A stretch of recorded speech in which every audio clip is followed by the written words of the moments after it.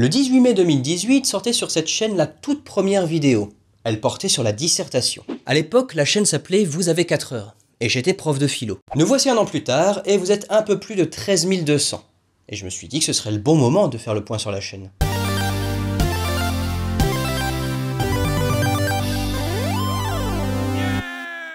Il y a un an, je sortais cette vidéo, dans laquelle j'annonçais que vous étiez sur une chaîne de vulgarisation de philosophie. Et depuis septembre, en 27 vidéos, on a parcouru ensemble diverses notions qu'on peut voir en terminale par exemple, et ça c'était très pratique pour le bac notamment. Mais ça c'était corrélé avec le fait que j'étais prof cette année. Et comme j'arrête l'enseignement, d'où ce basculement vers des vidéos plus longues, moins scolaires, et c'est ce que nous poursuivrons en septembre. Ça a commencé doucement avec les dernières vidéos en ligne. D'ailleurs, merci pour vos retours, c'est hyper encourageant. Parce que ça ressemble vraiment à la manière dont j'ai envie d'appréhender la philo. Si vous voulez, pour moi, la philo c'est vraiment une manière de penser le réel, une remise en question permanente de ce que l'on pense savoir. C'est en ce sens où je dis que c'est une chaîne de vulgarisation de philosophie. Mais c'est avant tout une chaîne de partage. Imaginez que je vous donne un super ordinateur capable de réaliser tout ce que vous voulez. Mais je vous donne pas le mode d'emploi. Eh bien, vous ne pourrez pas apprécier toutes les possibilités de cet ordinateur. Eh bien, pour moi, la vie, c'est pareil. La vie nous offre la possibilité de faire des tas de choses, mais on n'a pas de mode d'emploi.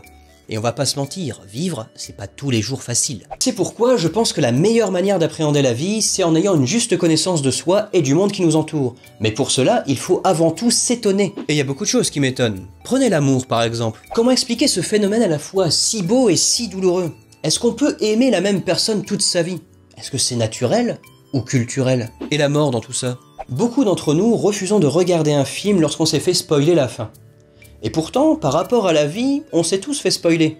On meurt à la fin. Mais on continue quand même chaque jour de vivre. Pourquoi?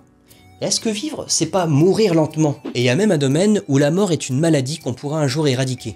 Le transhumanisme. Par le transhumanisme, c'est la définition même de l'homme que nous questionnons. Peut-on parler de post-humain? Peut-on réellement transcender notre nature? Quelle sera la société de demain? Ce ne sont que des exemples parmi tant d'autres, mais c'est ça que j'ai envie de partager avec vous sur cette chaîne. Alors, tu seras là en septembre? Cette vidéo est à présent terminée. J'espère qu'elle vous a plu. Si c'est le cas, je vous invite à liker, commenter, partager. J'en profite également pour remercier les personnes qui ont participé à certaines vidéos cette année. Merci à Cyrus North, Sophie Rich et Julien Méniel, sans oublier ma sœur Maude.